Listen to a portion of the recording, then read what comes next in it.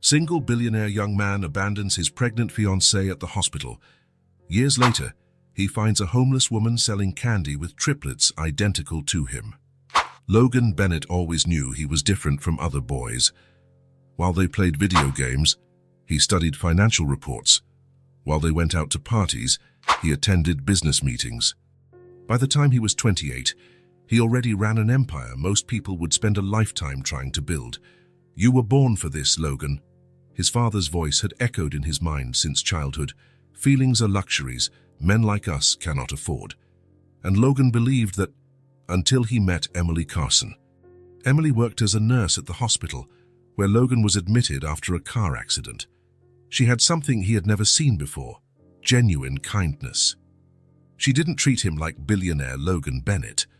To her, he was just another patient in need of care. "You need to rest," she said the first night, adjusting his pillow. "Your money isn't going anywhere." Logan laughed. No one had ever spoken to him like that. 3 months later, they were engaged. For 2 years, Logan lived something he never thought possible. Emily made him laugh at silly things, made him want to come home early, made him dream of a life that wasn't only about profits and losses. But Logan's father watched everything with growing disapproval. "This girl is making you weak," William Bennett said during a tense dinner. "You're losing focus. Competitors are gaining ground." "I'm happy, Dad." "Happiness doesn't pay the bills, Logan, and it certainly doesn't build empires." Emily tried not to be bothered by William's hostility. She knew Logan loved her. That should be enough. But the constant pressure from her future father-in-law began creating cracks in their relationship. Logan came home increasingly stressed. Meetings ran late into the evening. Weekends were consumed by emergencies that always seemed to happen at the worst time. "You're becoming just like him," Emily said one night, after Logan cancelled her birthday dinner for the 3rd time. "Don't say that." His response was sharper than he intended. "Then prove me wrong." But Logan couldn't. Each day, his father's words made more sense. The business really was suffering. Maybe Emily really was a distraction. Then came the news that would change everything. Triplets. The doctor smiled as he pointed to the ultrasound screen. 3 healthy boys. Emily held Logan's hand, her eyes shining with joy. "Can you believe it? 3. Logan forced a smile, but inside, panic took hold. 3 children. 3 responsibilities. 3 reasons he would never again be able to fully focus on work. That night, William Bennett didn't have to say anything. He just looked at his son with an expression that said, "I warned you." 3 kids, Logan. Do you have any idea what that means? It means I'm going to be a father. It means your life is over. You'll be a slave to crying babies, diapers, and medical bills. Meanwhile, your competitors will leave you behind. Emily will help me. Emily is a nurse, Logan. She earns in a year what you spend in a week, and now she'll have to stop working to care for 3 babies. You'll be supporting 4 people, all by yourself. His father's words echoed in Logan's head for weeks. He began to look at Emily differently, noticed how she was already planning the nursery, buying baby clothes, talking about schools. "Don't you think we're rushing things?" he asked one day. "What do you mean?" "Maybe we should wait, see how things develop." Emily stopped folding the baby's clothes. "Logan, I'm 7 months pregnant. There's no more time to wait." "I know, it's just that 3 children are a lot of responsibility. A responsibility we'll share. Together." But Logan didn't feel ready to share anything. He felt trapped. When Emily went into labor 2 weeks early, Logan was in a crucial meeting. His secretary interrupted to deliver the news. "Mr. Bennett, your fiancée is at the hospital. The babies are on the way." All eyes in the room turned to Logan. Important investors were waiting for his decision on a multi-million-dollar deal. Across town, Emily needed him. "Continue the meeting," Logan said, surprising everyone. "I'll catch up with you later." But he didn't go straight to the hospital. First, he stopped at home, then at the office to review some documents. By the time he finally arrived at the hospital, it was late at night. Emily was alone in the room, exhausted yet radiant, holding 3 tiny babies. "They're perfect," she whispered. "Noah, Levi, and Eli, our boys." Logan looked at the three sleeping faces and felt nothing. Or rather, he felt fear. Fear he wouldn't be a good father. Fear he'd fail. Fear his life would never be the same. "Where were you?" Emily asked, noticing his distant expression. "Work. An emergency." Emily said nothing, but something in her eyes changed. Logan saw the hurt there, even if she tried to hide it. In the days that followed, things only got worse. Emily tried to care for 3 newborns alone while recovering from childbirth. Logan appeared at the hospital only briefly, always with an excuse to leave soon. "They cry a lot," he commented one day, visibly annoyed. "They're babies, Logan. That's normal." "I couldn't sleep all night." Welcome to parenthood. But Logan didn't want to be welcomed. He wanted his old life back. On the 4th night, everything fell apart. Logan arrived home after another stressful day and found a missed call from Emily. When he called back, she was crying. "Eli won't stop crying. I think he has a fever. Noah can't latch properly, and Levi..." She sobbed. "I don't know what to do, Logan. I need you here. I have an important presentation early tomorrow. Logan, our children need you. I need you. Emily, you're a nurse. You know how to take care of babies better than I do." The silence on the other end of the line was deafening. "Are you saying you're not coming?" Logan closed his eyes. "I'll try to stop by later." "Try?" He hung up without answering. That night, Logan had a conversation that would change everything. "You made the right choice," William said, pouring himself some whiskey. "Emily needs to understand you have bigger responsibilities. She said the boys are sick. Babies get sick. It's part of life. But if you run off every time, you'll never get any work done. Maybe she's right. Maybe I should be there."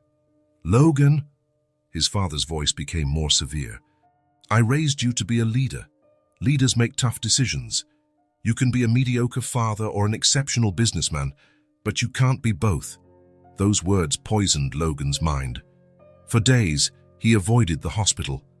When he finally showed up, Emily barely looked at him. "They're being discharged today," she said, emotionless. "Great, we can go home." "No, Logan. I'm going home, with them." "What do you mean?" Emily finally faced him. "You made it clear where your priorities lie, and it's not with us." "Emily, don't be dramatic." "Dramatic?" She laughed, but there was no humor in it. "I spent a week caring for 3 newborns by myself while you were working. I called begging for help and you ignored me. What do you want me to call it? I was building a future for us." "No. You were running away from responsibility, and I'm not going to raise my children waiting for a father who'll never show up." Logan felt the floor drop from under him. "You can't keep me from seeing my kids. I won't keep you from anything, but I also won't wait for you anymore. If you want to be part of their lives, you have to prove you deserve it." Emily gathered the baby's few belongings and headed for the door. Logan could have run after her, could have apologized, could have promised to change. Instead, he let her go. In the months that followed, Logan threw himself into work with an intensity that impressed even William. He closed record-breaking deals, expanded the company into 3 new countries, won Entrepreneur of the Year awards. But in the silent early morning hours, when he couldn't sleep, he found himself thinking of 3 little faces he barely knew. Wondered if Noah was still having trouble nursing, if Eli still cried a lot, if Levi smiled when someone made funny faces. Emily had completely disappeared. She moved out of the apartment they shared and left no address behind. Logan hired investigators, but she seemed to have vanished.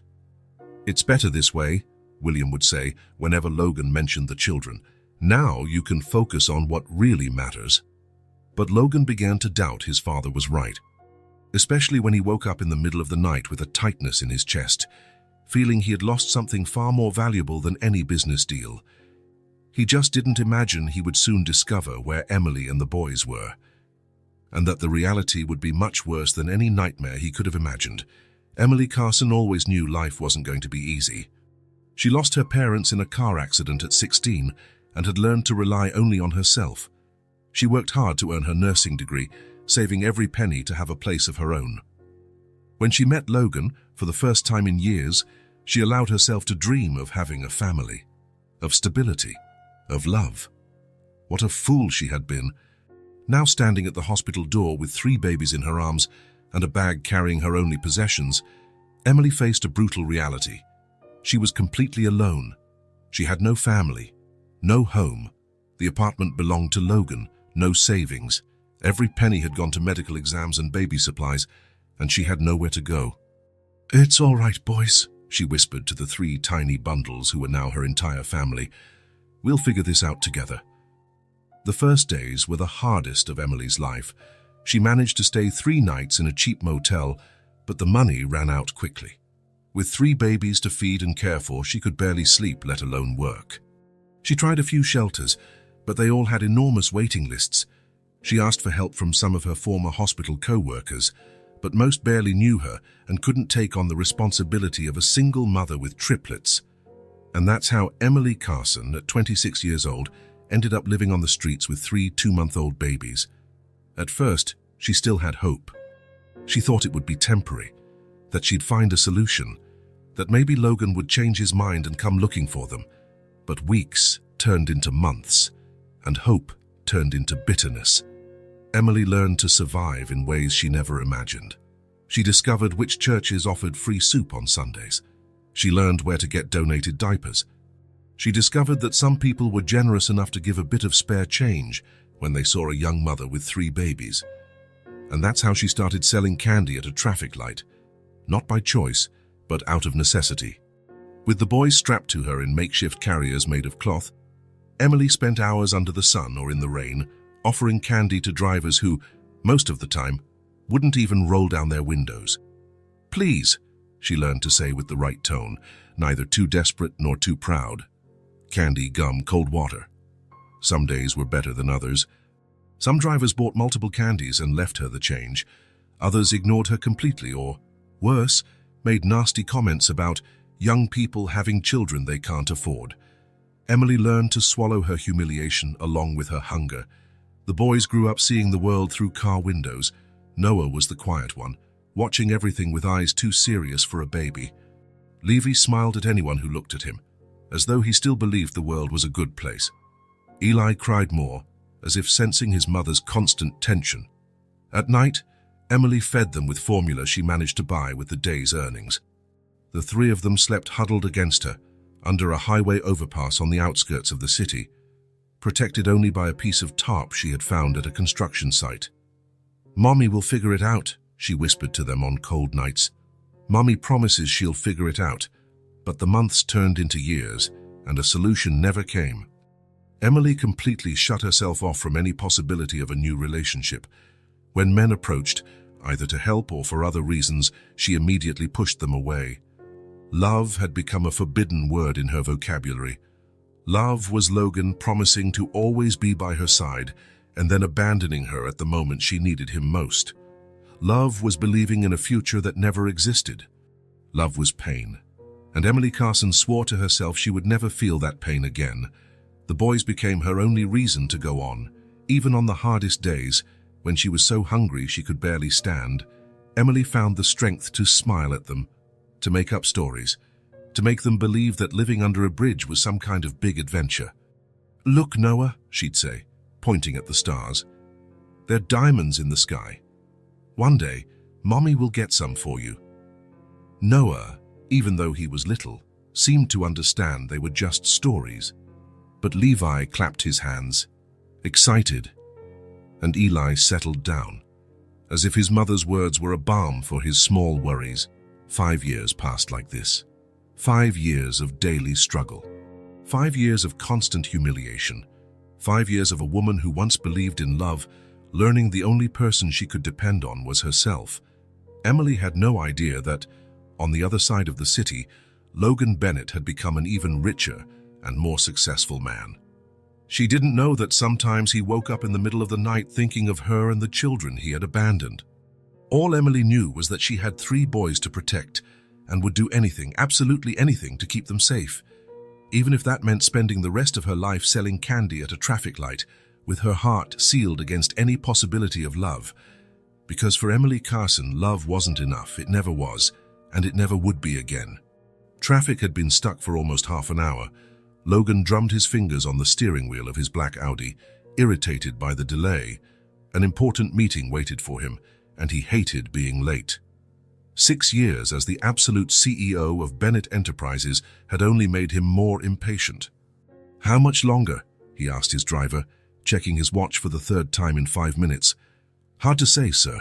There's been an accident on the main avenue. The authorities are redirecting traffic." Logan exhaled heavily, picking up his phone to notify someone about his delay. His life was measured in minutes.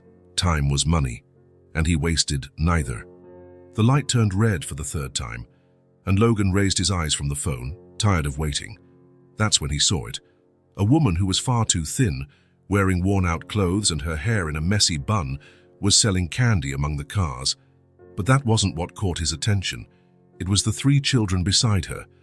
3 identical boys around 6 years old, with dark hair and intense blue eyes. The same blue eyes he saw every day in the mirror, the same features he recognized from childhood photos his mother kept. "Stop the car," he ordered, without taking his eyes off the scene. "Sir, stop the car now!"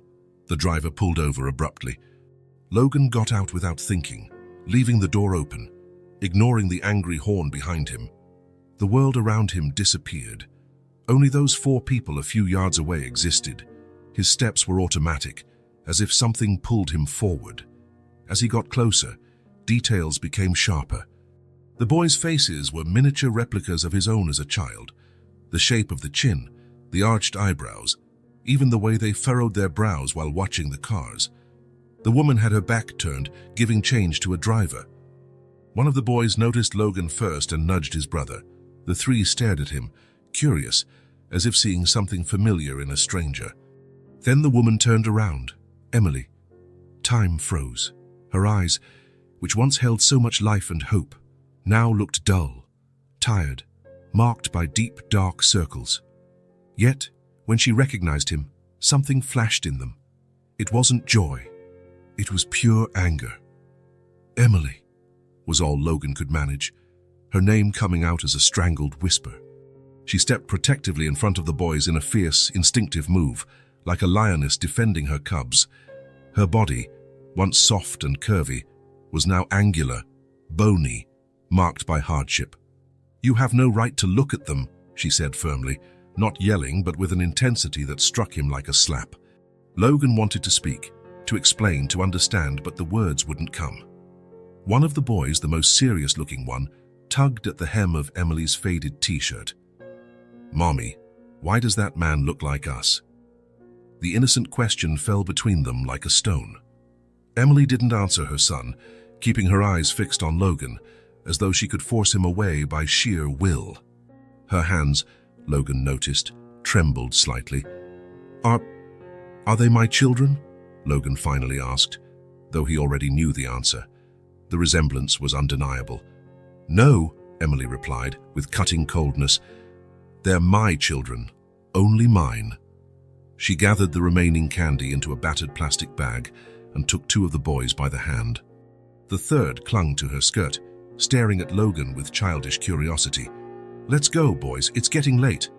"But we barely sold anything today," protested one of them, the one who seemed more talkative. "You said we need to buy medicine for Eli." The mention of the medicine made Emily hesitate, and Logan saw worry cross her face.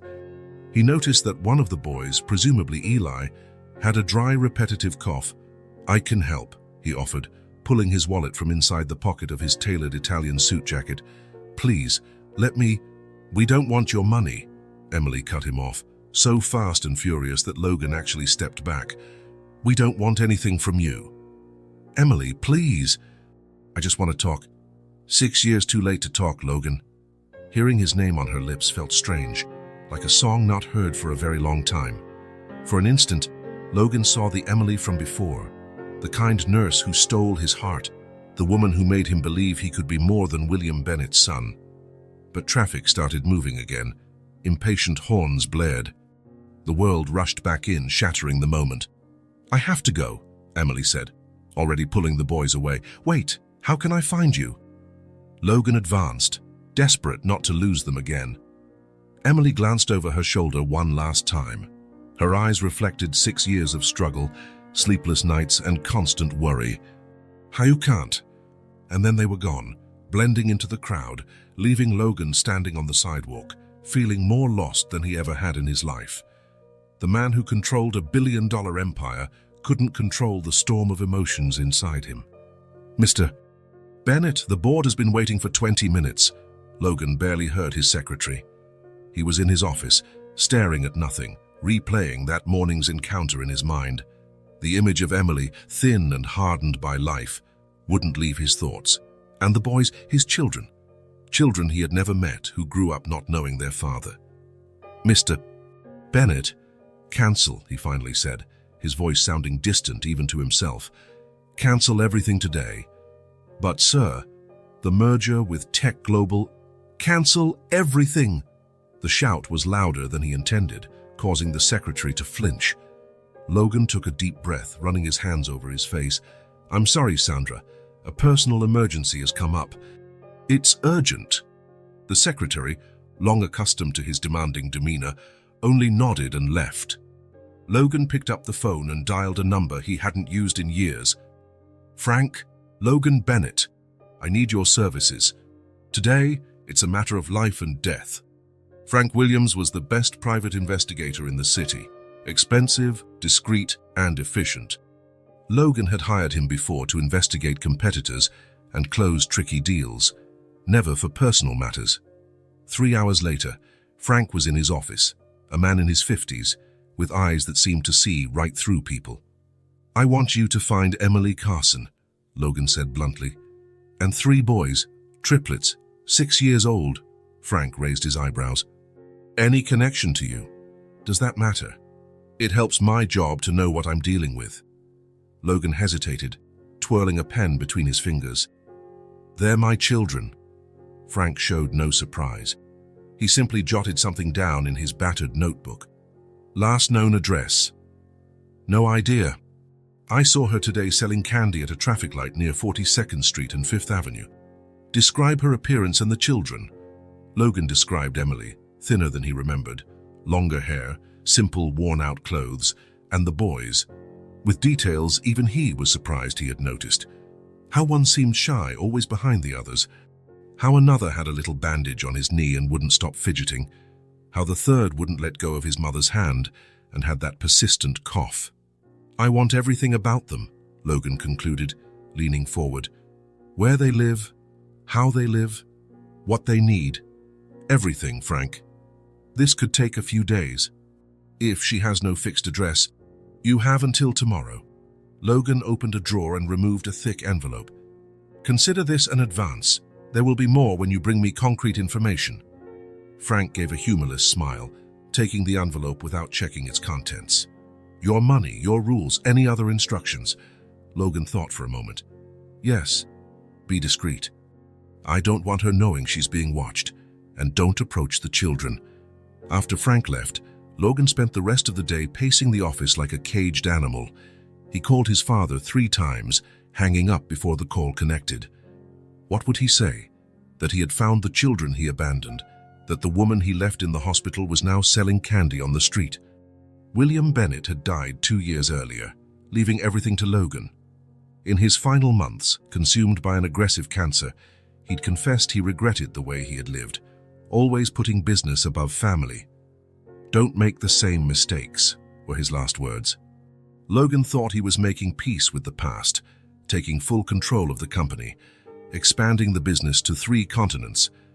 But now he realized he was only running away, filling every minute so he wouldn't think about 3 little faces he had never met, their birthdays he never celebrated, their first words he never heard. His phone rang in the middle of the night. It was Frank. I found them, Mr. Bennett. Where? You're not going to like what I have to say. It was raining when Logan arrived at the location Frank had given him, an abandoned overpass in a poor section of the city, an area known for crime and poverty. He told his driver to park a safe distance away and walked alone, shielded only by an expensive umbrella that looked absurdly out of place in such desolation. The rain fell heavily, forming puddles on the broken sidewalks. There weren't many people around at that hour, close to midnight, making it easier for Logan to move unnoticed. The smell of trash and open sewage churned his stomach. The overpass stretched above a polluted river snaking through the city. Beneath it, hidden from passing cars, lay a small makeshift camp. A ripped blue tarp, tied to a few beams, served as a roof. Cardboard pieces were laid out as flooring. Several boxes formed a barrier, an attempt at privacy.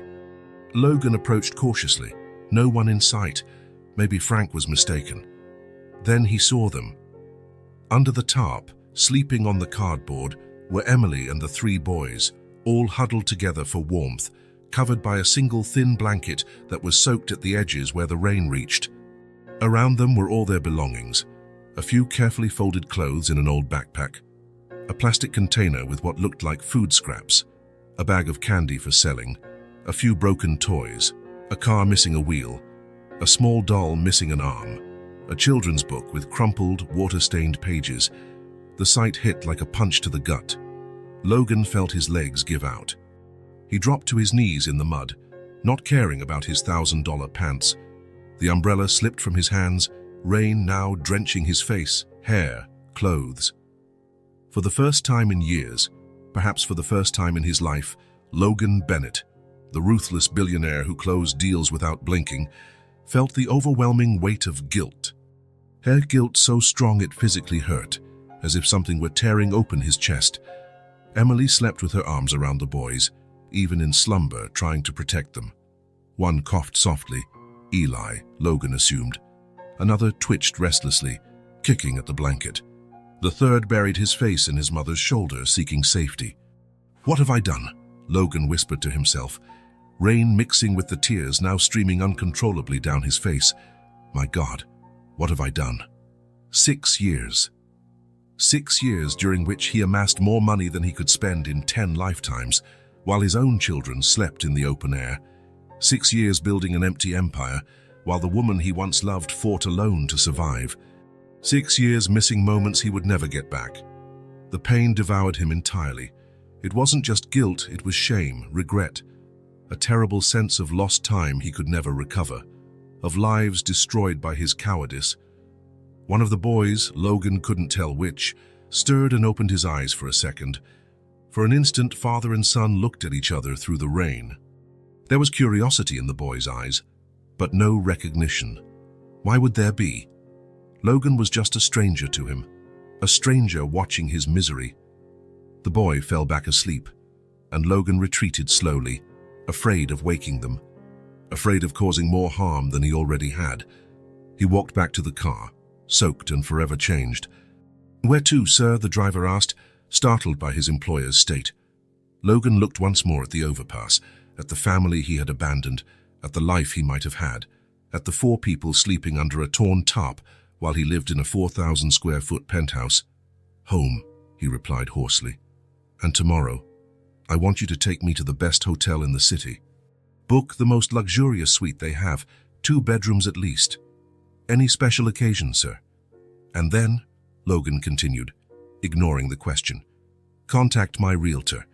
Tell him to find a house, a real house, not one of those luxury apartments." "Any specifications, sir?" Logan closed his eyes, seeing again the children sleeping on cardboard. 4 bedrooms, a big yard, near a good school, safe, cozy. He paused.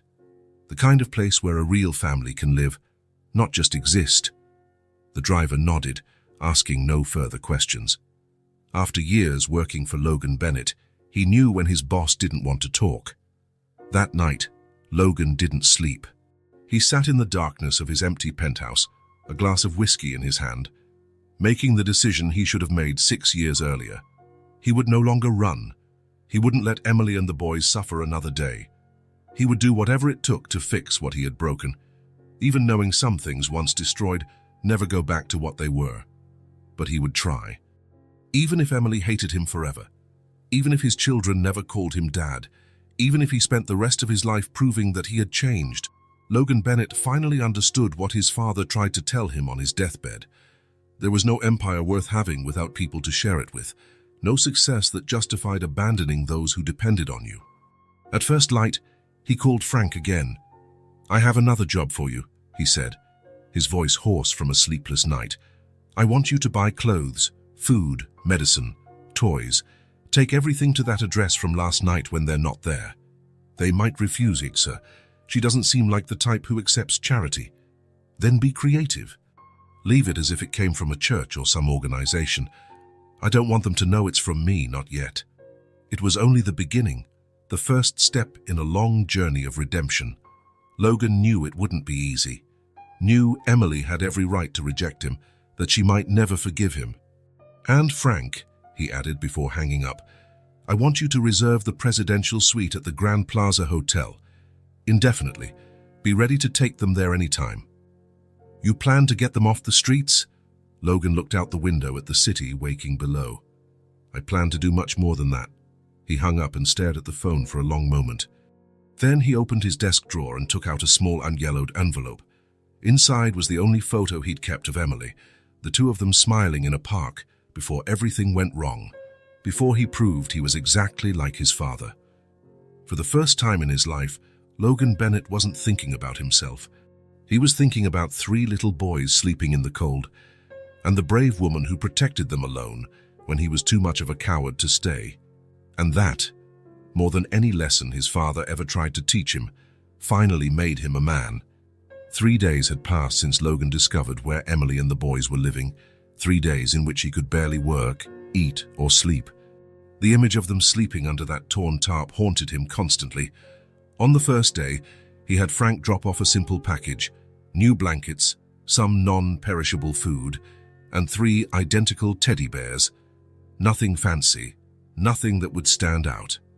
On the second day, it was clothes for the boys, pants, shirts, jackets, and shoes. All in the right sizes, all decent quality but without flashy brands. And a coat for Emily, who he noticed was shivering in the cold mornings despite trying to hide it. Now, on the third day, Logan drove himself to the traffic light where he knew Emily sold candy. He parked far enough to avoid being seen but close enough to watch. The boys were wearing the new clothes, he noticed. A small victory. He waited until they left and followed them at a safe distance. They stopped in a small park. Emily sat on a bench while the boys played. They seemed more lively than on the first day, Logan noticed. Perhaps just sleeping better, free from the chill, made a difference.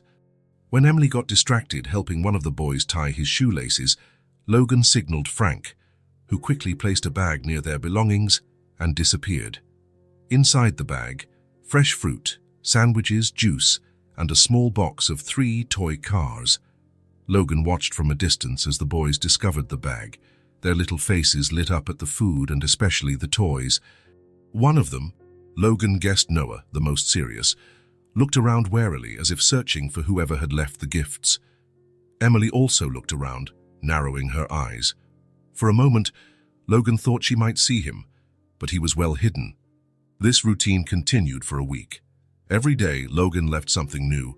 Always food, sometimes clothes, small toys for the boys.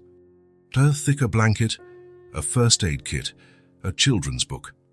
Emily never threw anything away, but Logan could sense her reluctance.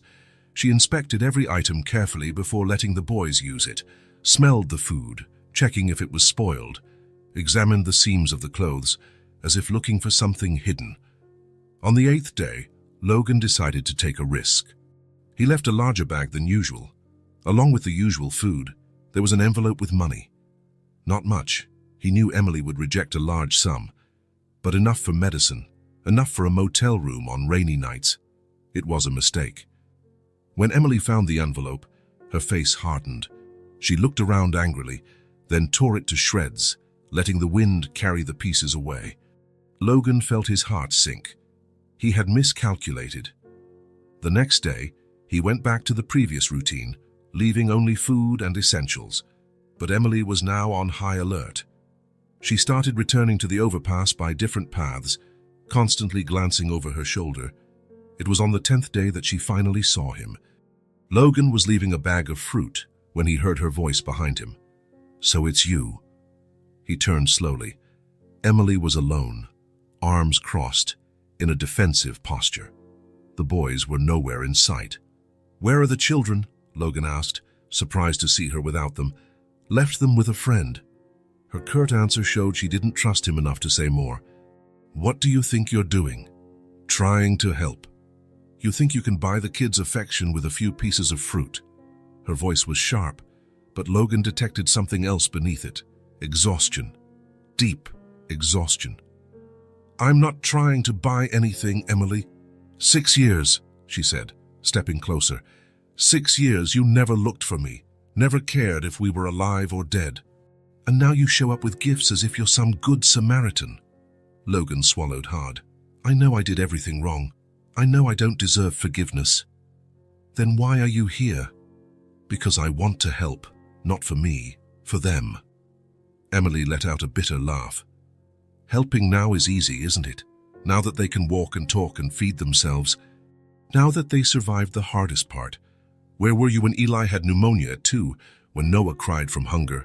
When Levi had such a high fever, I thought I'd lose him. Every word was a knife in Logan's chest. He had no answers, only guilt. You're right, he finally said. I have no excuses. I just don't want them to be in need anymore. Emily was silent for a moment, studying him. Her eyes, once full of fury, now only showed exhaustion. The kids do like the fruit, she admitted at last, her voice softer. It's been a while since they've had anything fresh. Logan felt a flicker of hope. So I can keep bringing it. Do whatever you want. I can't stop you. It was a reluctant permission, but it was something. Logan nodded, not daring to ask for more. Emily turned to leave, but paused. They asked who was leaving the gifts. I said it was someone who wanted to help. What did they think about that? A small smile appeared at the corner of Emily's mouth, the first he'd seen in years. Levi said it must be Santa Claus practicing for Christmas.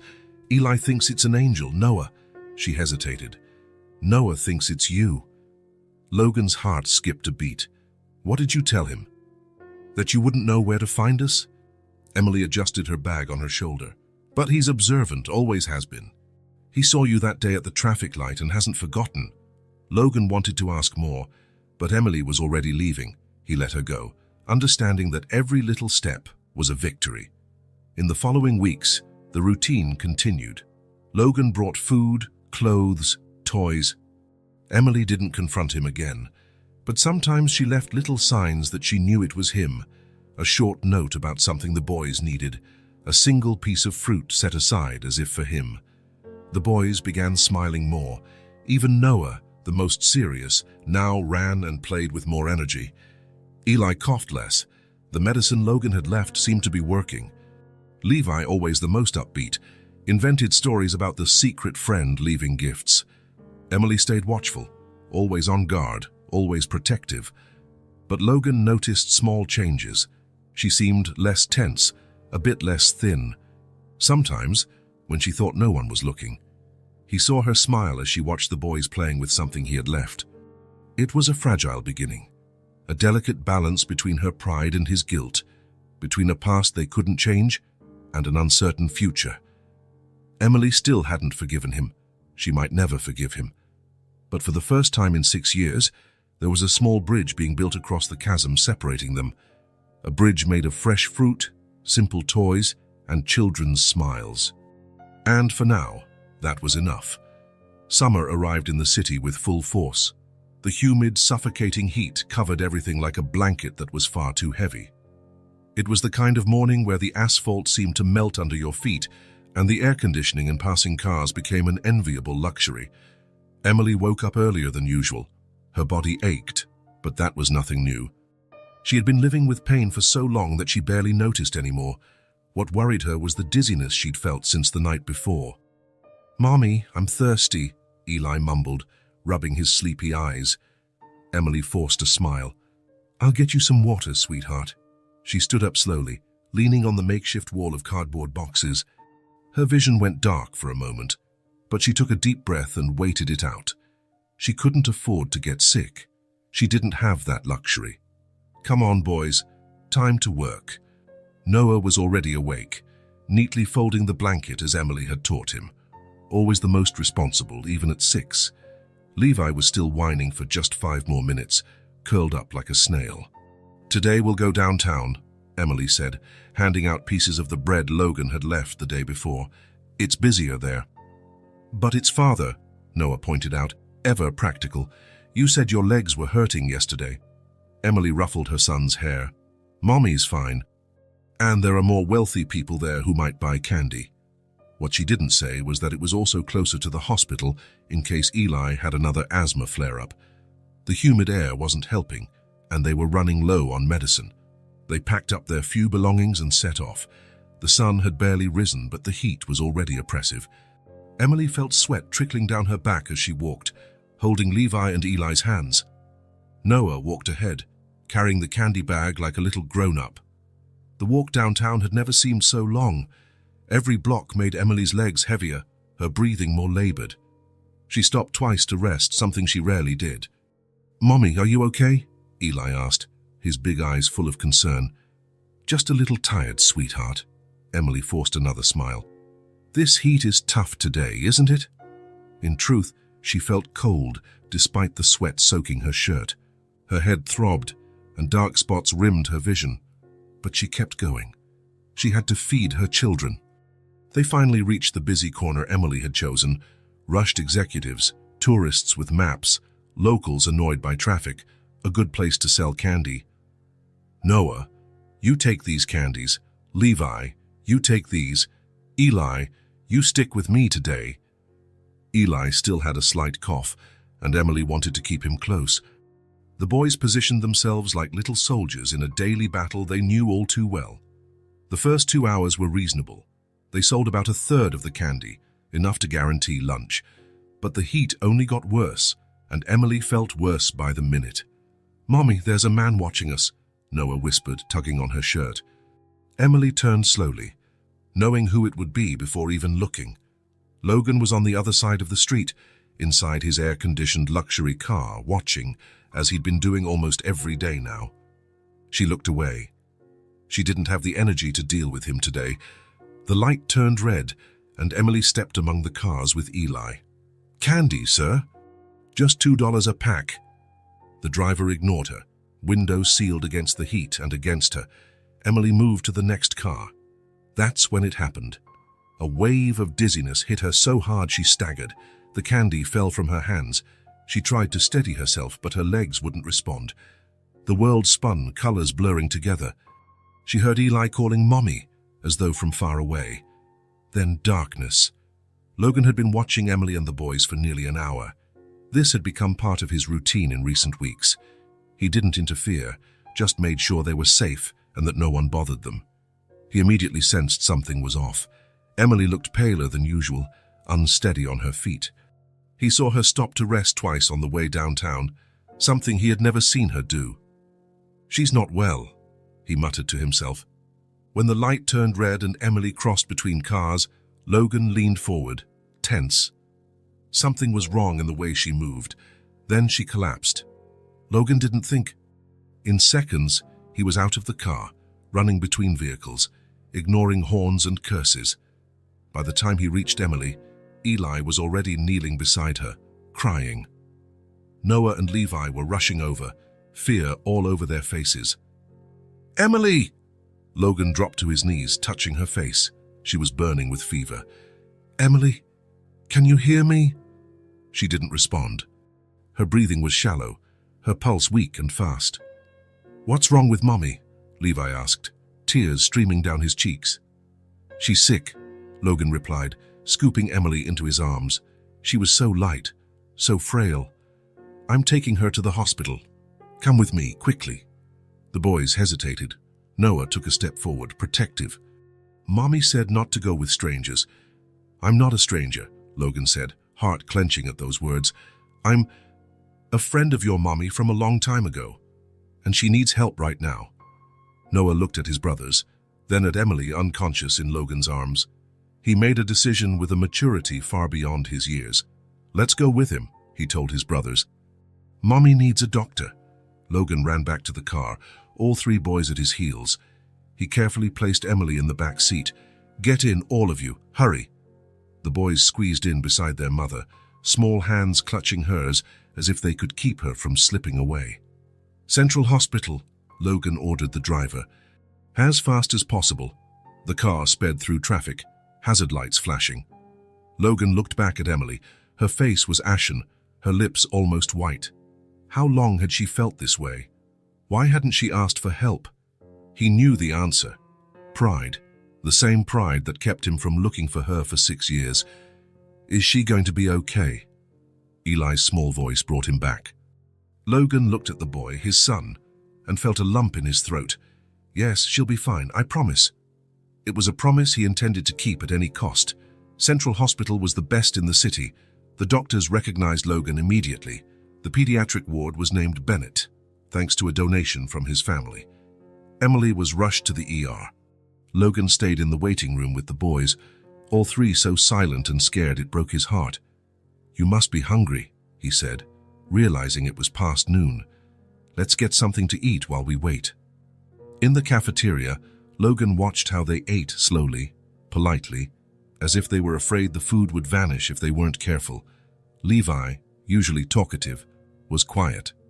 Eli barely touched his meal, his eyes constantly darting to the door. Noah watched Logan with wary eyes so much like his own. "Do you know the man who leaves gifts for us?" Eli asked suddenly. Logan swallowed hard. "Why do you ask?"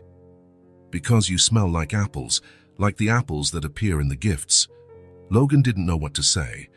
He was saved by the doctor, who entered the cafeteria at that moment. "Mr. Bennett, may we speak in private?" Logan stood up. "Stay here," he told the boys. "I'll be right back." He followed the doctor to a quiet corner. "How is she?" "She's stable, but the situation is concerning. Severe malnutrition, severe anemia, signs of chronic exhaustion. She's dehydrated and has the beginning of a lung infection. Her body just gave out." Logan closed his eyes for a moment. "Will she recover?" "With proper treatment, yes, but she'll need rest, adequate nutrition, medication, and frankly, a better place to live." "She'll have it all," Logan said. "Can I see her?" "She's still unconscious, but yes, you can go in." Room 302, Logan returned to the boys.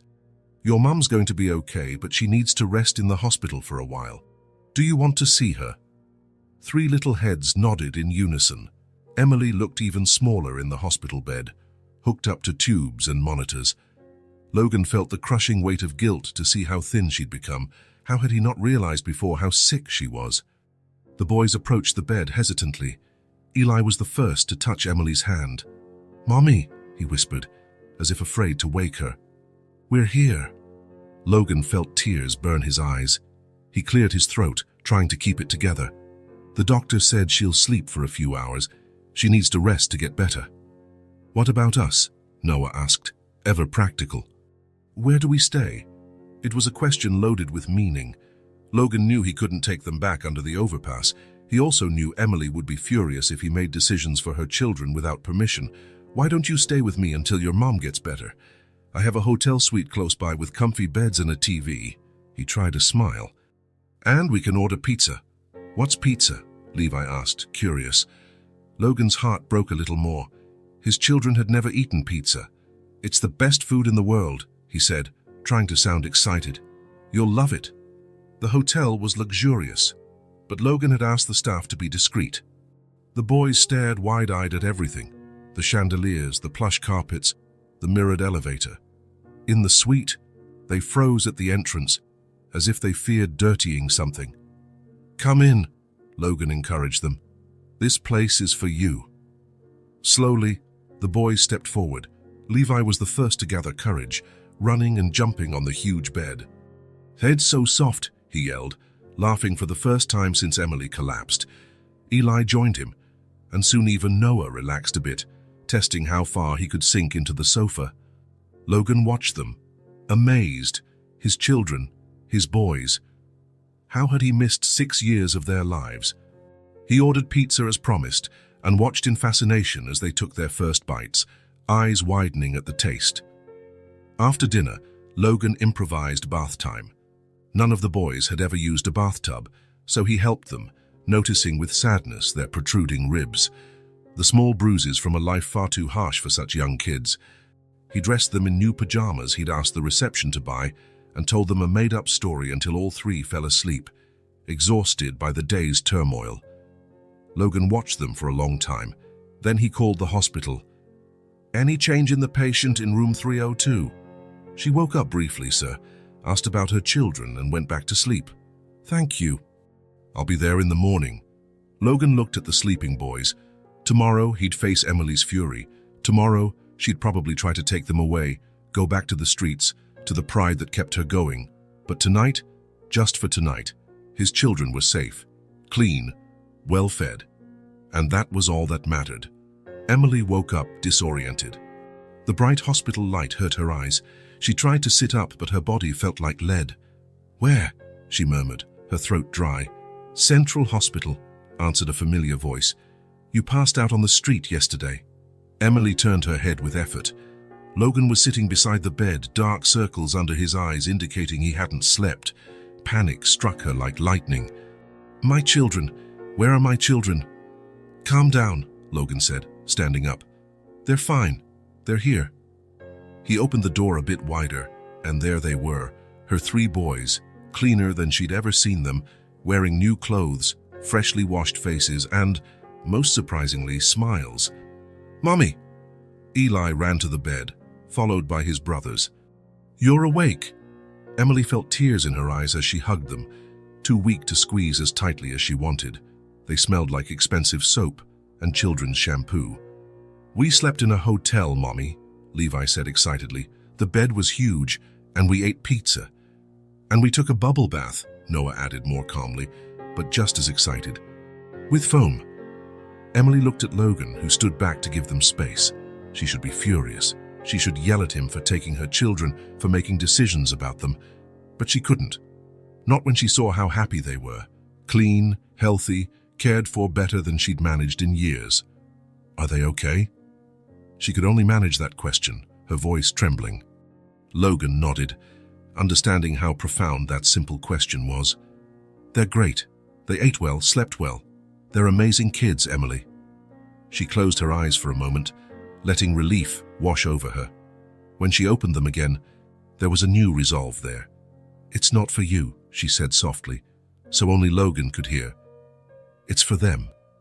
Logan understood instantly. It was the surrender Emily had sworn she'd never give, the acceptance of help she promised never to accept. I know, he replied simply. It's always been about them. Emily stayed in the hospital for a week. The doctors insisted she needed more time, but she refused. She was already too restless about depending on Logan's help for so long. I can't stay here forever, she told the doctor on the morning of the 7th day. I have 3 children to care for. Your children are being well cared for, the doctor replied, giving Logan a meaningful look from the doorway. And you need to fully regain your strength. Emily followed the doctor's gaze. Logan was there every day, bringing the boys to visit her, taking them away when she needed to rest. He seemed different from the man she had known years ago, less arrogant, more present. I feel better, she insisted, and I need to go back to my home. The word felt strange. She had no home. The doctor sighed. Ms. Carson, let me be frank. Your body is at its limit. Severe anemia, chronic malnutrition, the start of pneumonia. If you go back to the streets now, you'll be back here in less than a month. And maybe next time, we won't be so lucky. Emily lowered her head. She knew the doctor was right. She could feel the weakness in her bones, the constant fatigue that even a week of rest and proper nutrition hadn't cured. Emily, Logan took a step closer, hesitant. Could I talk to you for a moment, in private? She nodded reluctantly, and the doctor left the room. I know you don't want my help, Logan began, sitting in the chair beside the bed, and you have every right to hate me for what I did. But this isn't about me or you now. It's about the boys. Emily didn't respond, but he saw she was listening. I bought a house, he finally said. Nothing extravagant or flashy. A simple house, with enough bedrooms for everyone, a small yard where they can play. It's near a good school. Emily raised her eyes, surprised. You bought a house. For who? For you. For the boys. And for you if you want. Logan, I'm not asking anything in return, he hurried to say. I'm not trying to buy my way back into your lives. I just want you all to have a safe place to live. Emily looked out the window. Outside, autumn was tinting the trees with reds and golds. How long had it been since she'd had a real roof over her head? A place where she didn't have to worry about rain, cold, or dangerous people. "What happens when you get tired of playing the hero?" she asked quietly, her voice firm. "When the novelty wears off, and you realize being a father isn't as glamorous as you thought." The question hit Logan like a slap, but he kept his composure. He deserved every word. "It's not a game to me, Emily. The house will be in your name. The boys need stability, safety. They need a home." Emily closed her eyes for a moment. She was so tired of fighting, of being strong all the time. "Can I at least see this place before deciding?" Logan smiled and relieved. "Of course. Actually, the boys are already there. I thought they'd like to get it ready for you." And the house was in a peaceful neighborhood, neither rich nor poor. Simple homes with small gardens, trees lining the sidewalk, a community park a couple of blocks away. The taxi stopped in front of a two-story structure, painted a soft shade of blue. There were flowers planted outside and a small porch with a swing. "This is it," Logan said, paying the driver. Emily looked out the window apprehensively. It looked like the kind of house she used to dream about when she was younger, the kind of place where kids could grow up happy. "Come on," Logan encouraged, opening the taxi door. "They're waiting." Emily exited slowly, still feeling weak, leaning on Logan's offered arm without thinking. The familiar gesture, him supporting her as they walked, brought back memories she had tried to bury. Before they reached the door, it suddenly flew open, and 3 little whirlwinds came running out. "Mommy, Mommy!" "You came!" Eli was the first to reach her, throwing himself into her arms so hard she almost fell. "Careful, buddy," Logan laughed, steadying Emily so she wouldn't fall. "Your mum's still recovering." "Sorry," Eli mumbled, stepping back slightly but not letting go of Emily's hand. Levi danced around them, unable to contain his excitement. "Mommy, you have to see my room. It's blue, and it has glow-in-the-dark stars on the ceiling." Noah, always the most reserved, approached calmly, but his eyes shone. "We helped fix everything," he said proudly, "so you'd like it." Emily felt a lump in her throat. Her children looked different, not just cleaner and better fed, but more like children, freed from the constant worry she'd always seen in their eyes. "Let's go in," she said, letting them guide her inside. The interior of the house was simple but cozy, comfortable furniture, nothing ostentatious, warm colors on the walls. There were already photos of the boys hanging up. Logan must have taken them in recent days. "Come see the bedrooms." Levi tugged her hand excitedly. Emily climbed the stairs slowly, still getting used to standing after so long in the hospital. Upstairs, there were 4 bedrooms. The boys took her to theirs first. Levi's room was indeed blue, with stars and planets painted on the ceiling. There was a spaceship-shaped bed and shelves with carefully organized books and toys. "You like space?" Emily asked, surprised. She'd never had the chance to discover her children's individual interests. "Yes. Logan showed me a book about astronauts. I want to be one when I grow up." Emily looked at Logan, who was standing in the doorway, giving them space. Logan. Not Dad, just Logan. He seemed to understand the limits. Noah's room was green with a desk full of drawing materials. The walls were decorated with sketches he'd done in the past few days. "Did you draw all this?" Emily asked in wonder. Noah nodded shyly. "Logan bought me colored pencils, all kinds." Eli's room was red, with a small bookshelf and a teddy bear on the bed. "The teddy bear is so I don't have nightmares," Eli explained seriously. "Logan said it scares away monsters." Emily felt something strange in her chest, not anger, as she expected, but a reluctant gratitude. Logan had paid attention to each boy, their personalities, their fears, and their dreams. "And that room?" she asked, pointing to a closed door at the end of the hall. "It's yours," Noah answered, as if it were obvious. "We helped decorate it, but Logan said you can change anything if you don't like it." Emily looked at Logan again. He shrugged, almost embarrassed. "I thought you'd like to have your own space." The bedroom was simple and elegant, soft lavender walls, a large bed with a white comforter, curtains that let in sunlight, a small vase of fresh flowers on the bedside table, and on the wall opposite the bed, a framed photograph, her 3 boys smiling, taken recently. Emily felt her legs give way, and she sat on the edge of the bed. It was too much to process. "There's one more thing," Levi said, tugging her hand again. "The best part." The boys led her back downstairs and through glass doors to the backyard. There was a small fenced garden, a tree providing shade, a little swing, and a patch of grass where the kids could run. "It's safe," Noah explained, with the seriousness of someone who understands the value of safety. "It has a high fence. Nobody can get in. And we can play without you worrying," Eli added. The three ran across the grass, laughing, forgetting Emily for a moment as they enjoyed the simple freedom of having space to run. Emily watched them, feeling something inside her, something hard and cold that had formed over the years, begin to melt. "They've never had a yard," she murmured. "They deserve this," Logan said, standing next to her. "And so much more." Emily didn't reply. She just watched her children running, free and happy like she'd never seen them before. "How long," she began, unsure how to phrase her question. "How long can we stay?" "As long as you want," Logan replied. "The house is yours, Emily. The paperwork is in your name. Even if you don't want me in their lives, this house will always be theirs." Emily looked at him, searching for a catch, but she saw only sincerity in his eyes. "Why?" she finally asked. "Why now, after all this time?" Logan was silent for a moment, watching the boys. "Because I finally understand what I lost," he said at last. "And because I want to be the man they deserve as a father, the man you deserved 6 years ago." Emily folded her arms defensively. "I'm not ready to forgive you." "I know. And I'm not sure if I ever will be." "I know that too." Emily sighed, feeling the weight of the last few years, of the constant struggle. They need stability. "A home. Yes, we'll stay," she said finally. "For them, not for you, not for me, for them." Logan nodded, accepting the terms. "That's all I ask." The first weeks in the new house felt strange to Emily.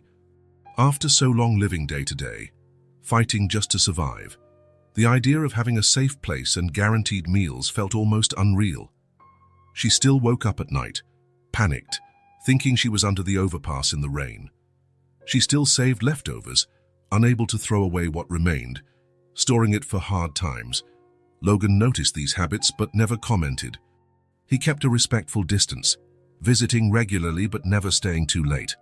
He brought groceries, toys for the boys, books, always discreet, never flaunting his wealth. Gradually, a routine took shape. The boys started attending a good local school. Emily, I'm still recovering physically, spent her days caring for the house, relearning how to live a normal life. Logan came by almost every afternoon. Sometimes he helped with homework. Other times he just played with the boys in the yard. He never pushed Emily for longer conversations, respecting her space and time. Noah was the first to warm up to Logan.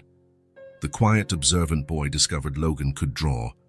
One day, Emily found them at the kitchen table, heads together over sheets of paper. Logan showing Noah how to draw a dragon. "Look, Mommy," Noah beamed, showing her the drawing. "Logan taught me how to make the scales." Emily smiled, a genuine smile, the first in a long time. "It's beautiful, sweetheart." Next was Levi. Fascinated by adventure stories, he discovered Logan could invent wonderful tales about pirates and hidden treasure. Soon he was sitting on Logan's lap every evening, begging for just one more story before bed. Eli, always the most cautious of the three, took longer. But Logan was patient. He learned that Eli liked building things, so he brought small construction kits, blocks, trains, puzzles. He sat on the floor with Eli, building in silence, respecting the boy's pace. Emily watched all this from a distance, with a swirl of emotions. Seeing her children so happy was everything she ever wanted. But seeing them bond with the man who abandoned them before birth, that still confused her. There were moments, though, when she almost forgot the past, like when she heard them all laughing in the yard while playing soccer, or when she found Logan reading a bedtime story to 3 sleepy boys gathered around him. It happened one rainy afternoon, almost 2 months after they moved into the house, that something changed. The boys were playing in the living room while Emily cooked dinner. Logan sat on the floor with them, helping build a fortress of pillows. Levi, always hyper, climbed a stack of pillows and jumped off expecting Logan to catch him. But he miscalculated. He hit the corner of the coffee table, striking his forehead hard. The thud made Emily drop her spoon and race to the living room. Levi was on the floor, a thin trickle of blood running from his brow, his face frozen in that second before a big cry. Before Emily could reach him, Levi staggered up and ran the other way. "Daddy!" he wailed, throwing himself into Logan's arms. "It hurts." Time seemed to freeze. That word, "Daddy," hung in the air, fragile and precious. Logan was still for a moment, shock on his face. Then, sensing Levi's tears, he pulled him close, examining the cut. "It's okay, buddy," he murmured, voice tight with emotion. "Just a little cut, it'll heal soon." Emily grabbed the first aid kit while Logan calmed Levi.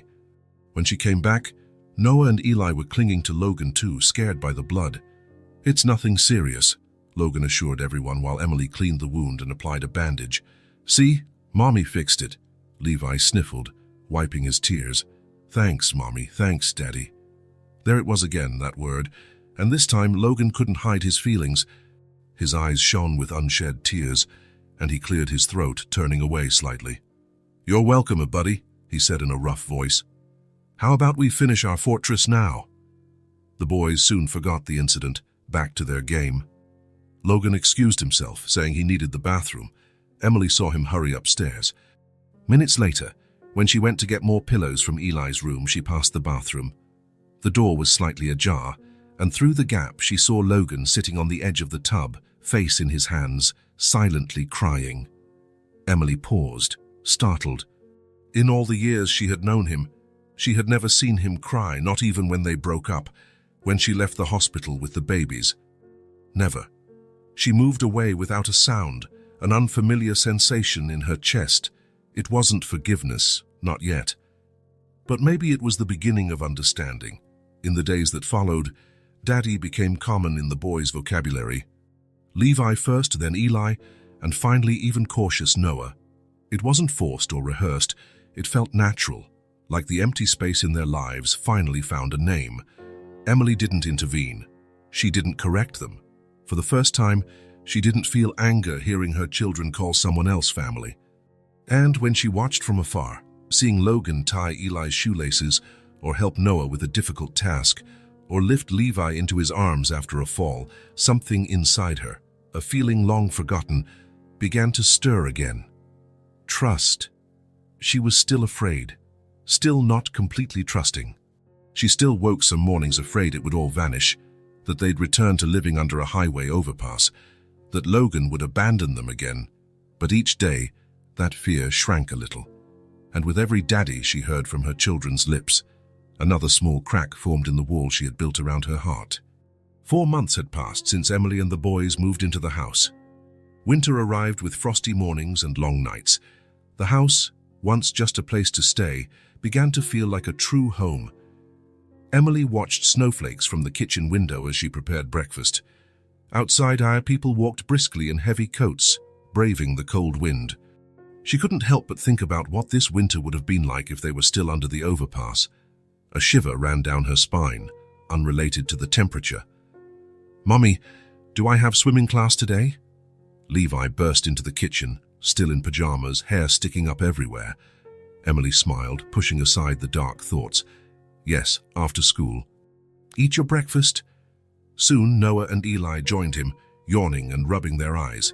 It was amazing how much they had changed in a few months. Not just physically, they were taller, with healthy cheeks, but also in their demeanor. Noah no longer had to be constantly on alert. Eli no longer had that persistent cough. Levi was still Levi, but now he had room to be the energetic child he always was. "Is Daddy picking us up from school today?" Eli asked, biting into a piece of toast. Emily hesitated only a second before replying, "Yes, he said he would." It was still strange hearing her children call Logan Daddy, but she couldn't deny that he had truly become that for them. He showed up for every important moment, helped with homework, took them to the doctor, attended school meetings. everything a father should do. And most importantly, he never once broke a promise. If he said he'd be there, he was. For Emily, who knew the old Logan, the one who vanished when things got tough, this was perhaps the most significant change. The boys finished their breakfast and went to get ready for school. Emily stayed behind in the kitchen, lost in thought. The doorbell rang, snapping her out of her reverie. "I'll get it," Noah shouted from upstairs. Emily heard the door open and Logan's cheerful greeting to the boys. She took a deep breath, preparing to see him. Even after months, she still felt a confusing mix of emotions whenever he was around. Logan appeared in the kitchen doorway, carrying Eli piggyback. "Good morning," he said, slightly out of breath from their game. "I came early to help get the boys to school. It's snowing pretty hard." Emily nodded, thankful for the help. "Thanks. They're almost ready." Logan set Eli on the floor, ruffling his hair. "Go finish getting ready, buddy. I need to talk to your mom for a minute." Eli ran off, and Logan stepped closer, looking a bit uneasy. "Is everything okay?" Emily asked, noticing his tension. "Yes, He hesitated. "I was wondering if you'd be free tonight." "After the boys go to sleep?" Emily raised an eyebrow, surprised. "Why?" "I need to talk to you. About some things." There was a seriousness in his tone she wasn't used to hearing. For a moment, her old fear resurfaced. Was this when he would say he was tired? That playing family was over? "Nothing to worry about," Logan quickly assured her, reading her expression. "Just some things I should have told you a long time ago." Emily nodded slowly. "Okay, they're usually asleep by 8. I'll come by around 9. Then, thank you." The rest of the morning went by normally. Logan helped drive the boys to school, then headed to work. Emily spent the day organizing the house, shopping for groceries, finally picking the boys up from school when the snow let up. But all day, Logan's words echoed in her mind. What was so important? So serious? That evening after dinner, the boys' bath and story time, Logan called to say goodnight, as he always did when he wasn't around. Emily finally had a moment to herself. She looked in the bathroom mirror. She was different from the woman who had sold candy at a traffic light just a few months earlier. Her face was no longer so gaunt, her hair shone with health, and her eyes no longer had that constant fearful look. But inside, she still carried the scars of 6 years of struggle and abandonment. The doorbell rang at exactly 9. Emily took a deep breath and went to answer. Logan stood there, snowflakes on the shoulders of his dark coat. He held a small box in his hands. "May I come in?" he asked, almost shyly. Emily nodded, stepping aside. "The boys are already asleep." Logan removed his coat and hung it up. He followed Emily into the living room, where a low fire crackled in the fireplace. He had thought of everything when he bought this house, knowing how Emily always felt cold. "Would you like some tea?" Emily offered, feeling oddly formal with the man she once knew so intimately. "No, thank you. He looked down at the box in his hands, then held it out to her. "This is for you." Emily accepted it cautiously. It wasn't a wrapped present, just a simple cardboard box. She opened it gently. Inside were photographs. Dozens of them, printed on glossy paper. Pictures of the boys taken over the past weeks and months. Noah focused on his drawings, Levi mid-jump at the park, Eli sleeping, clutching his teddy bear. The three together, laughing, playing, living. "I thought you might like these," Logan said softly. "I know you missed a lot of moments when you were on the streets. Moments when taking photos was impossible." Emily flipped through them, a lump in her throat. So much love captured in those images, so much of each child's unique personality. "Thank you," she murmured, surprised by the kindness of this gesture. Logan sat on the opposite couch, leaning forward with his elbows on his knees. There was a tension in his shoulders Emily hadn't seen before. "That's not the only reason I came," he said after a moment. "I came because I think you deserve to know the truth. All of it." Emily carefully placed the photos back in the box, giving him her full attention. "What truth?"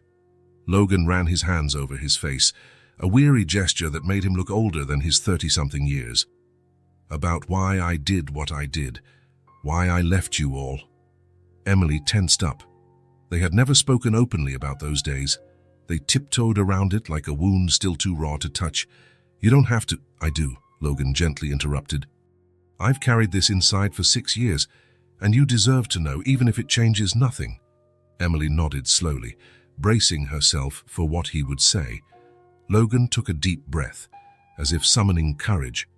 "My father," he began, voice lower than usual. "William Bennett was a difficult man, demanding, cold.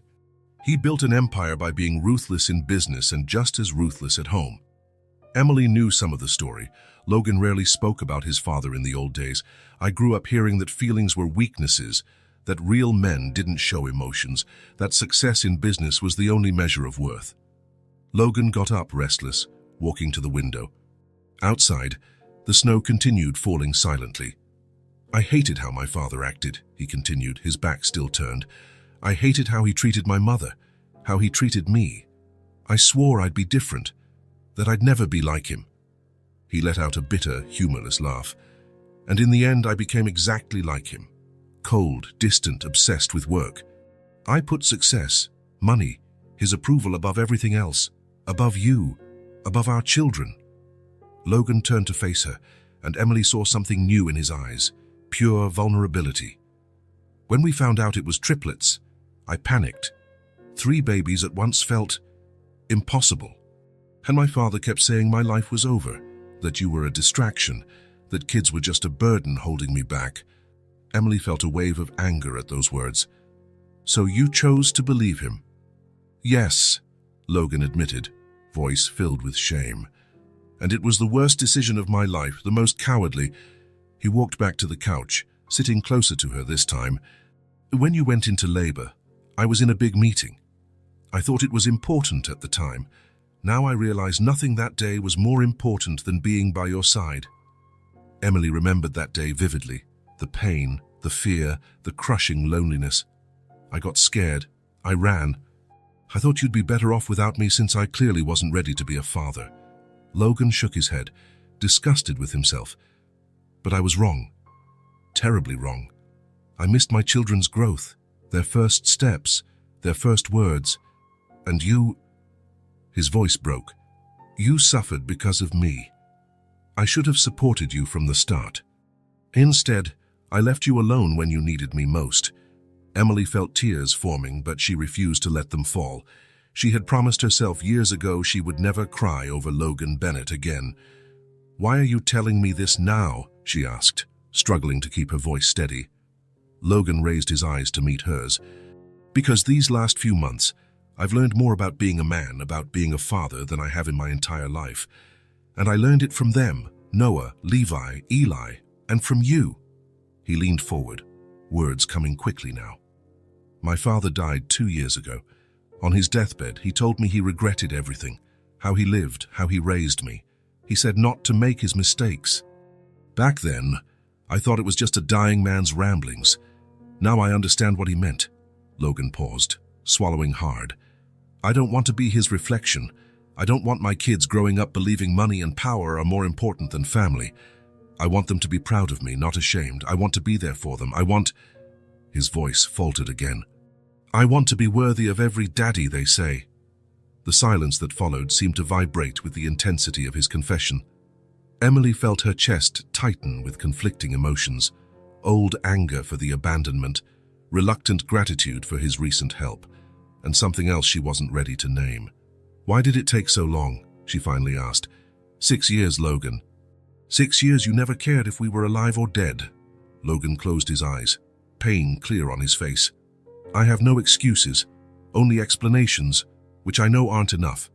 At first, I told myself it was better this way, that you'd move on, find someone better. Then, the more time passed, the harder it felt to look for you. The shame, the guilt." He studied his hands. "When I finally built up the courage to search for you, you disappeared.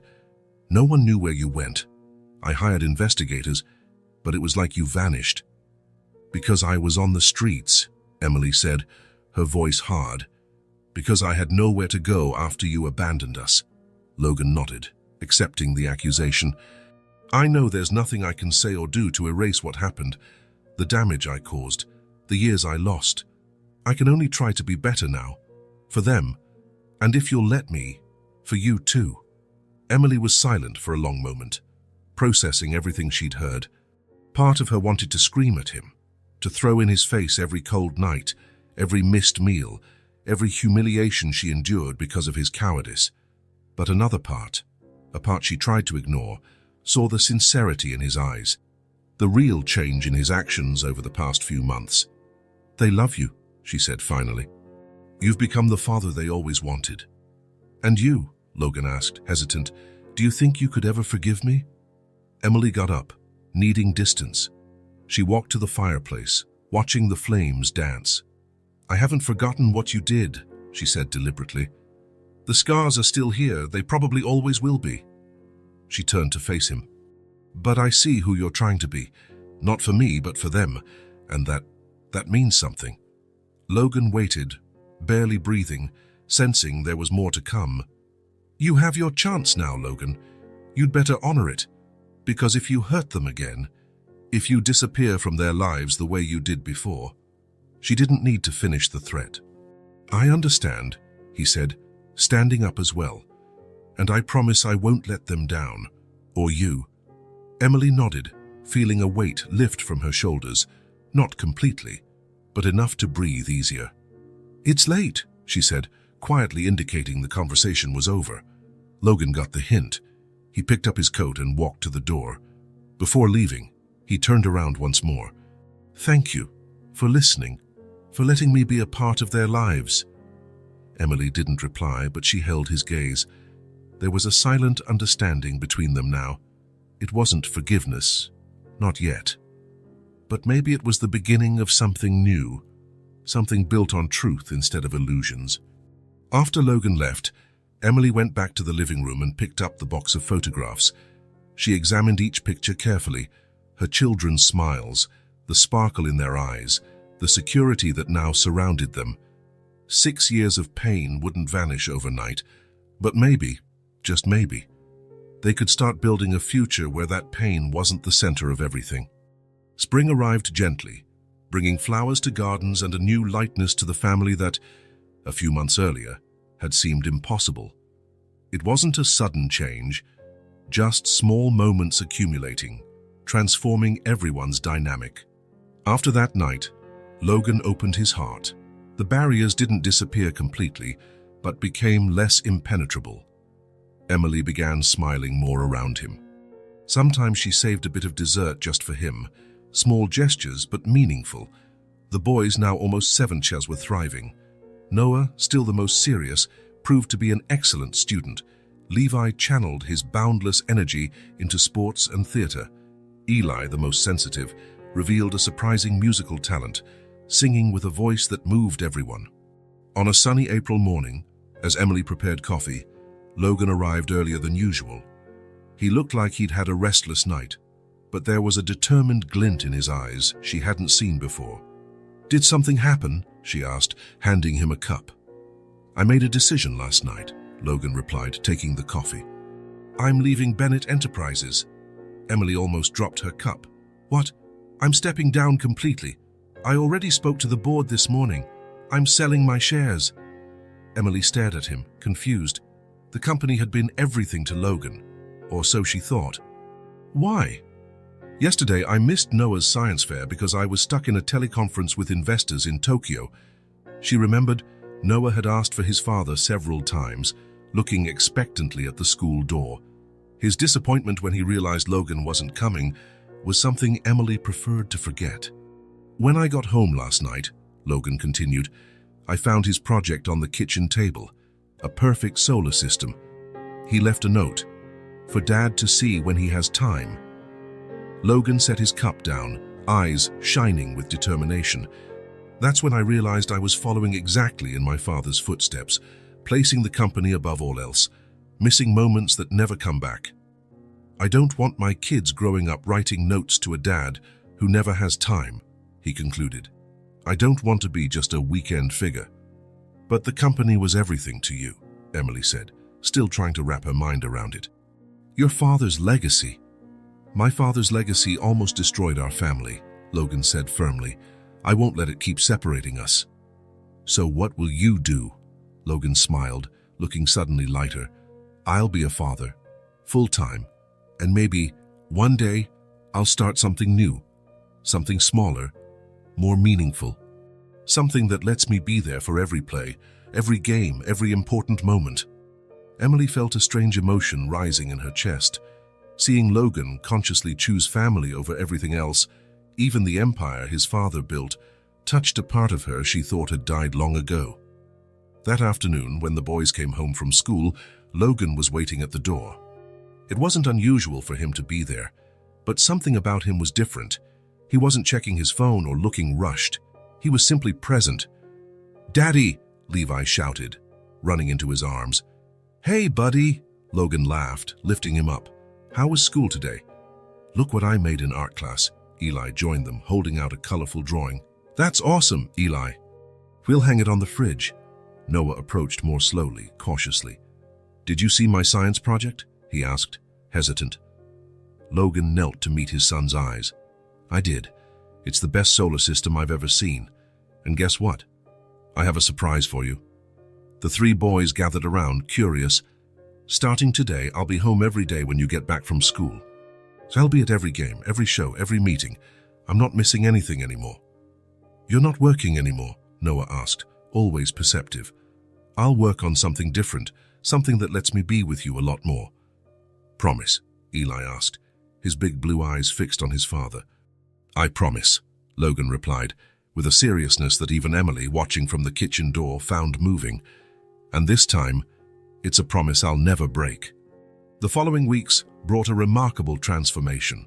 Logan was there for everything, helping with homework, making dinner sometimes, learning to manage the daily crises of three energetic boys. He discovered he had much to learn: how to calm Eli after a nightmare, how to redirect Levi's energy without driving everyone crazy, how to encourage Noah to open up more, to trust more. There were difficult moments, of course, nights when Logan felt lost without the strict structures of his old life, days when patience ran thin with the non-stop demands of three children. Times Emily found him staring out the window, looking distant. But those moments grew rarer, replaced by new ones, flashes of pure joy Logan had never experienced in boardrooms or while signing big deals, like the first time he taught the boys to ride bikes, or when he helped Noah build a volcano for the science fair, or simply sitting on the living room floor, building pillow forts and telling stories about dragons and knights. Emily watched these changes with a mix of surprise and something she still hesitated to call hope. There were moments she found herself looking at Logan, really looking and seeing not the man who abandoned her, but the man he was becoming, the father her children deserved. The boy's birthday dawned bright and sunny. They'd planned a simple picnic in the park, nothing extravagant, just family gathered, homemade cakes, one for each boy with their favorite flavors, and presents chosen with care. Emily spread out a large blanket on the grass while Logan helped the boys set up a mini cricket game. Their laughter echoed through the park, genuine and carefree.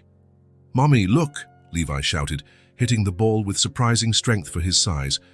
"I see, sweetheart," Emily replied, arranging the sandwiches she'd prepared. It was a normal day for many families, a simple Sunday picnic, but for them it represented something profound: normalcy. The normalcy they had never had. After eating, the boys ran off to play with other kids. Logan and Emily remained sitting on the blanket, watching in comfortable silence. "They're happy," Logan commented, watching the three little whirlwinds race across the grass. "Yes," Emily agreed. "Happier than I've ever seen them." Another moment of silence, this one charged with unspoken meaning. "What about you?" Logan finally asked, turning to face her. "Are you happy, Emily?" The question surprised her, not because of what it was, but because of its direct simplicity. How long had it been since anyone asked if she was happy? Emily looked at her children playing, at the bright blue sky above, at the man beside her, the man who had hurt her deeply, but who was now, day by day, trying to fix what he'd broken. "I'm learning to be happy again," she replied honestly, "and that's already more than I ever thought possible." Logan nodded, understanding. He placed his hand on the blanket, not demanding, just offering, After a moment of hesitation, Emily put her hand over his. It was the first time in 7 years they touched like this by choice, not by necessity. "I forgive you," she said softly, surprising them both. "Not because you deserve it or because the past can be erased, but because you chose to stay. And because they need both of us together." Logan closed his eyes for a moment, absorbing the weight of those words. When he opened them again, they glistened with tears. "Thank you," he said simply, giving her hand a gentle squeeze. It wasn't a fairy tale ending. There were no guarantees the path ahead would always be smooth. The scars of the past were still there, and might always be. But in that moment, sitting under the spring sunshine, watching their children play, Logan and Emily discovered something precious: the love that remained. The love that, despite everything, had survived, changed, tested, wiser perhaps, but still there, like an ember that had never fully gone out. The boys came running back, faces flushed and grinning, interrupting the moment. But the connection remained. Emily's and Logan's hands still joined on the picnic blanket. "Present time," Levi announced, always eager. Emily smiled, watching the excitement in all three. While Logan handed out the carefully wrapped boxes, she thought about how life can change in unexpected ways. 7 years ago, under a freezing overpass, holding 3 newborns, Emily had sworn she would never trust Logan Bennett again, never open her heart to love, never believe in promises. Now, as Eli hugged Logan tightly, thanking him for the new guitar, as Noah proudly showed off his new telescope, as Levi jumped for joy at his new complete soccer uniform, Emily realized that the human heart has a surprising capacity to heal, to forgive, to love again. A new family had formed, not perfect, not without scars, but whole. And as the sun began its slow descent on the horizon, bathing them in a golden light, Emily understood that some stories deserve a second beginning, a true restart, without illusions of perfection, but with something far more valuable: real love. The kind of love that knows pain, that understands sacrifice, and that chooses, nevertheless, to stay. Because in the end, it's not perfect love that holds a family together. It's imperfect love, tested and still surviving the storms. The love that stays when it would be easier to leave. The love that builds, day after day, a home where there was once just a house. And that love, the love that remained, was more than enough.